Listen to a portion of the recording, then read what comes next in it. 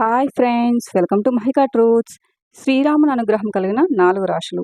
శ్రీరామ ఈ నామానికి ఉన్న శక్తి ఇంత అంత కాదు. ఎంత కష్టాల్లో ఉన్న వారినైనా రామనామ జపం రక్షిస్తుంది. మన అందరికీ రాముడు లాంటి కొడుకు, రాముడు లాంటి భర్త, రాముడు లాంటి అన్న, రాముడు లాంటి స్నేహితుడు, ఇలా ఒకటేంటి అన్నింట్లోనూ రాముడు లాంటి వారు కావాలని రామునితో పోలుస్తాము. అంత గొప్పవాడు రాముడు. చిన్న చిన్న రిక్వెస్ట్ ఫ్రెండ్స్, వీడియో చూసిన తర్వాత ఒక చిన్న లైక్ కొట్టి జై శ్రీరామ్ అని కామెంట్ చేయండి. శ్రీ మహావిష్ణువు దశావతారాల్లో 7వ అవతారం రామ అవతారం. రావణ సంహారం కోసం శ్రీహరి మానవ రూపంలో అవతరించారు. ప్రజలు శ్రీరాముడి రాజ్యంలో సిరి సంపదలు, సుఖ సంతోషాలతో జీవించారు. ఈరోజు ఈ ఒక్క తారక మంత్రాన్ని స్మరిస్తే విష్ణు సహస్రనామ పారాయణ ఫలితం వస్తుంది. శ్రీరాముని అనుగ్రహం కూడా ఉంటుంది. శ్రీరాముడు అభిజిత్ ముహూర్తంలో మధ్యాహ్నం 12 గంటల సమయంలో జన్మించారు.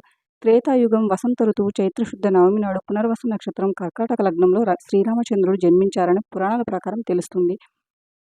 పైగా సీతారాముల కళ్యాణం కూడా ఈ చైత్రశుద్ధ నవమి నాడు జరిగిందంట.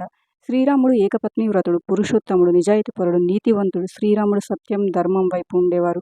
ఎన్నడూ తన తల్లిదండ్రుల మాటకు అడ్డు చెప్పలేదు. వారి మాటకు కట్టుబడి ఉన్నారు, కానీ ఎదురు చెప్పలేదు. పట్టాభిషేకాన్ని కూడా పక్కన పెట్టి అడవికి వెళ్లారు. గొప్ప రాజుగా మంచి పేరు తెచ్చుకున్నారు.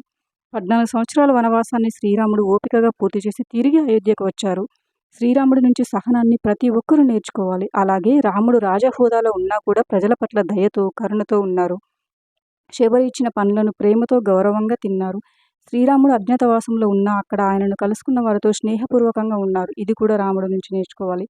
శ్రీరాముడు ఎన్నడూ ఎవరితోనూ అమర్యాదగా మాట్లాడలేదు, అసభ్యంగా కూడా ప్రవర్తించలేదు. ఎంత కోపం వచ్చినా కూడా నియంత్రించుకునేవారు. ఇవన్నీ కూడా శ్రీరాముడి నుంచి నేర్చుకోవాలి. అలాగే రాముని అనుగ్రహం కలిగిన కొన్ని రాశుల గురించి కూడా తెలుసుకుందాం. రాముడి అనుగ్రహం కలిగిన రాశులు. శ్రీరాముడికి ఈ రాశుల వారంటే చాలా ఇష్టం. శ్రీరాముడికి ఇష్టమైన రాశుల గురించి ఇప్పుడు పూర్తిగా తెలుసుకుందాం. వృషభ రాశి. శ్రీరాముడికి వృషభ రాశి అంటే ఇష్టం. ఈ రాశి వారిపై రాముడు అనుగ్రహం ఎప్పుడు ఉంటుంది.